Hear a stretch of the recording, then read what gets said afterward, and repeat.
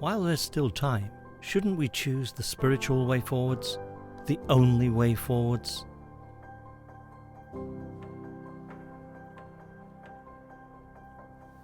Hello, and this is Tony Clarkson again with Michael G. Reccia from the Sanctuary of Healing. And I've got with me two books here today. I'm going to put my glasses on. Both of them are the same. That's Revelation as it came out 15 years ago. Originally, around that, yes. Was it 2006? 8, I think. 2008, I think whatever. So. That's how the first book looked. And then in recopies that we did later on, this is how it looks. Okay, now the recopies are exactly the same words as that, only we had to have a reprint. We were selling them. And there is a quote on page 124 for those of you that have the book. And if you imagine, this was written 15 years ago. So Michael, I'm just going to read this out, if that's okay. Yeah, that's fine. I know you normally do all the reading. No, I need a rest tonight. Okay, you need a The rest. sick of my voice. So please excuse me if I stutter a bit. I'm not used to reading from a book. And then we're going to discuss that's written here. It's part of what we wanted to discuss today. So in the book, page 124, there's the second paragraph in goes, and the year 2020, around the year 2020, you will find there is a shift. There will be a shift in consciousness then, in thinking from a matter-based thought to a perception of the finer values. We promise you it is not that far away. Anything that is worth having has to be born in struggle, and it is struggle you are witnessing at this time. You are moving into a period we would call a fluid time. We would describe it as a time of water and of water signs. During this time, there will be great change, and the beginning of the change, a change of vibration, will come around 2016. It will appear until that time as though things are being taken to the brink, and they are. Conditions have to be tested. They have to be pushed to the point where people say, enough of this. There must be another way. Only by letting souls take themselves to the brink can you help them to discover, to rediscover their true identity, their true selves. So there is a slow shift in thinking from the head mind to the heart mind, which is happening at this time. I won't go on further than that, but we find it incredible that in 15 years ago, Joseph was predicting this shift that's happening in 2020, which is so obvious to everybody. Yes. And I think it's important for us to consider at this juncture whether we have used 2020 as a golden opportunity or whether we have lost that opportunity, have wasted that opportunity. We have to address, and there's a theme to our videos, isn't there? We have to address our spirituality. Yeah. We're not addressing our spirituality. And also, people might have listened to that paragraph and thought, well, nothing's happened, it's gone worse. What he's predicted hasn't taken place. Well, it hasn't taken place because we contribute to our potential futures, each of us, every single day. And it's like the switching tracks on a railway line.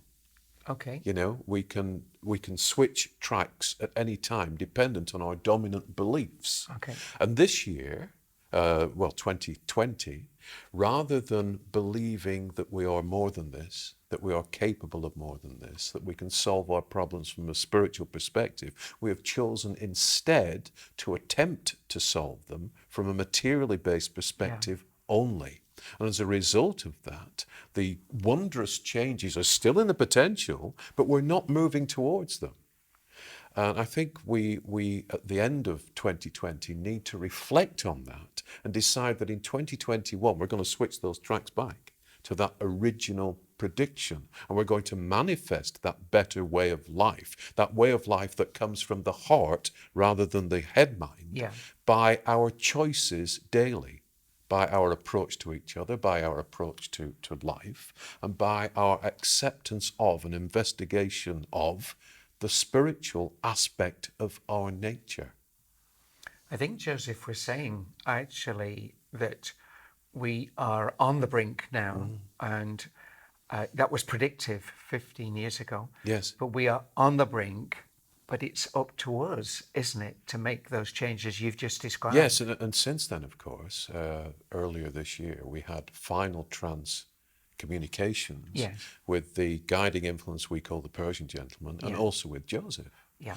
And both of them outlined the dire need for change, the dire need for us to accept our spirituality and investigate our spirituality. And that if we don't, Yeah. we may reach the point of no return because we're coming at things from the wrong angle. So we have to make changes in 2021. And those changes have to come from every single individual. Yeah. Everybody is responsible. Yeah, and they have to come not from the head mind, but from the heart. Yeah. We have to understand that the seat of our spiritual intelligence is not here, this computer, this fight or flight computer, Yeah. but here within the heart chamber, within the heart chakra. Yeah. And once we start operating from the heart chakra, we find that we can bring in light energy from within ourselves into the world to heal things, to transform things, to change things for the better.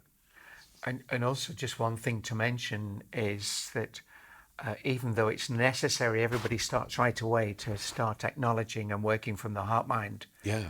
In our course next year that we're putting together, Yes. we'll be able to elaborate on that Yes, in great detail. in great detail so that people can improve on that we hope they start right away. Yes, yes.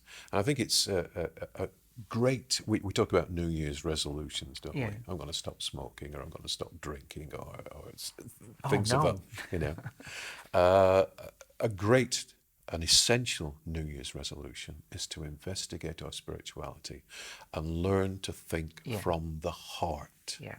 and to consider everyone else, not just ourselves, and to put things right for everyone, and to actively work daily to put things right. Yeah. To create, through our thoughts, through our streaming of light energy from our heart chakras, a different world.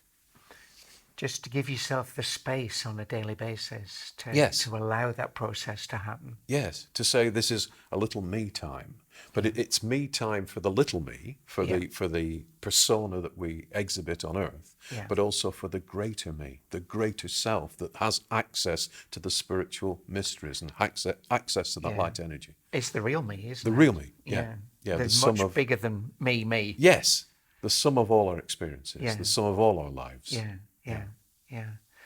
That's wonderful, Michael. I think that covers it, doesn't it? It does, but Yeah. we have to stress, don't we, that there is urgency to this, and that there has to be action Yeah. rather than just thinking, well, it's fine, I'll leave it to everybody else. Each of us has to do our bit. Isn't it incredible that this was predicted 15 years ago? Yes, and not only that, but throughout the books, throughout the 8 Joseph Communications books, yeah. there was a prediction that we are, unless we change, running out of time. Yeah. Joseph wouldn't put his finger on an exact date because he No. said, if I do that, you will consolidate it through your thoughts and you'll bring it towards yourself much more quickly. But we are running Yeah. out of time unless we operate differently, unless we get back to the source of what we are and operate from that source consciously. And 15 years later, it's very evident Yeah. that we are running out of time. Yes. We are running out of Yes, time. yes. So it's either, is it end of days, or is it end of thinking in a certain way, and the end of the confines and constrictions in our lives, and an opening up of our spiritual ability? It's down to each of us to decide and to work towards a better world. It is up to us. Michael, thank you very much indeed. Thank you, Tony. We finish on that note, and if you've liked it, please subscribe and press the bell. Thank you very much indeed, and God bless from both of us here. God bless and take care. Bye-bye now. Bye.